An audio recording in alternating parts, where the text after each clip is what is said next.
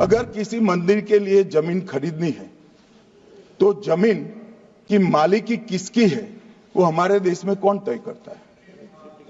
सबको मालूम है, कलेक्टर करता है सर। तो अगर वक्फ की भूमि जो वक्फ कर रहा है उसकी है या नहीं है, इसकी जांच कलेक्टर करे तो इसमें आपत्ति क्या है? आपने सिविल सूट को खत्म कर दिया था।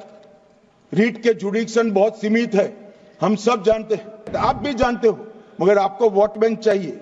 ये हमारा स्पष्ट सिद्धांत है भारतीय जनता पार्टी की, मोदी सरकार का, कि वोट बैंक के लिए हम कोई कानून नहीं लाए। कानून न्याय के लिए होता है। मान्यवर ये कह रहे कलेक्टर क्यों रखा है? मुझे एक बात बताओ भाई, जो बता सकते हैं। अगर किसी मंदिर के लिए जमीन खरीदनी है तो जमीन की मालिकी किसकी है वो हमारे देश में कौन तय करता है? सबको मालूम है, कलेक्टर करता है सर।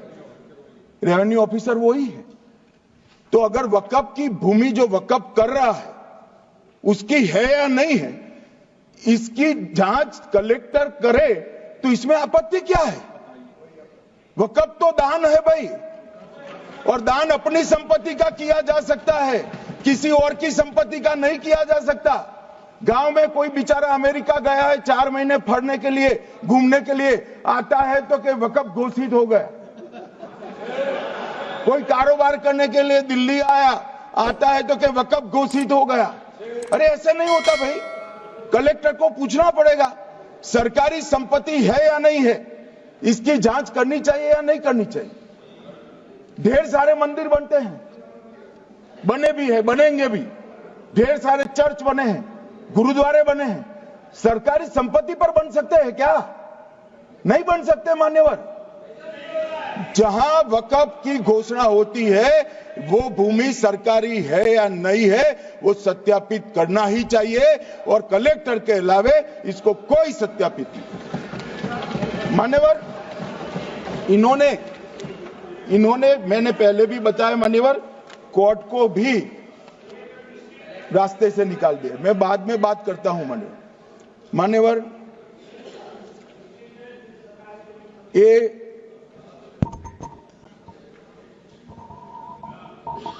मान्यवर एक उपयोग के आधार पर वक्त की समाप्त। मान्यवर ये कह रहे हैं कि सैकड़ों सालों से वहां प्रैक्टिस है।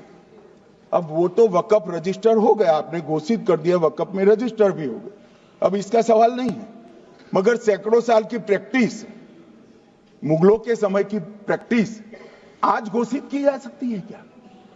अगर वहां नमाज पढ़ रहे हैं तो लोग देखते होंगे, कब्रिस्तान होगा लोग देखते होंगे, दरगाह होगी तो लोग देखते होंगे, और घोषित भी हो चुका होगा, रजिस्टर भी हो चुका होगा।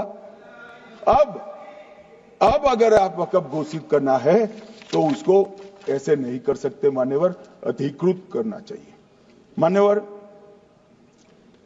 जो दूसरा सुधार लेकर आए किरण जी, वो ही है कि धारा 36 में वक्फ संपत्तियों को बिना किसी स्पष्ट प्रक्रिया से, मालिकी की प्रक्रिया से पंजीकृत नहीं किया जा सकता। मान्यवर अपील का प्रावधान वर्तमान में अधिनियम में ट्रिब्यूनल के निर्णय के खिलाफ अपील करने का कोई प्रावधान नहीं है। ये दृष्टिभ्रम खड़ा कर रहे थे गोगाई जी कि हाईकोर्ट में जा सकते।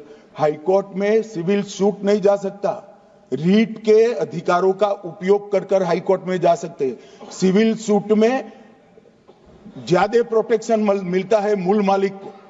आपने सिविल सूट को खत्म कर दिया था। रीट के जुडिक्शन बहुत सीमित है, हम सब जानते हैं कि ये सीमित कर दिया गया था, आप भी जानते हो, मगर आपको वोट बैंक चाहिए।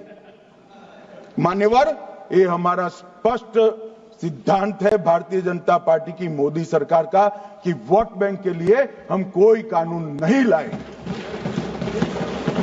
कानून न्याय के लिए होता है, कानून लोगों के कल्याण के लिए होता है। नमस्कार, मैं हूं मानक गुप्ता। अगर आपको हमारा ये वीडियो पसंद आया हो तो इसे लाइक और शेयर जरूर करें, और हां, हमें सब्सक्राइब और फॉलो करना ना भूलें ताकि आप देश और दुनिया की कोई खबर मिस ना करें। तो जुड़े रहिए हमारे साथ और देखते रहिए News 24।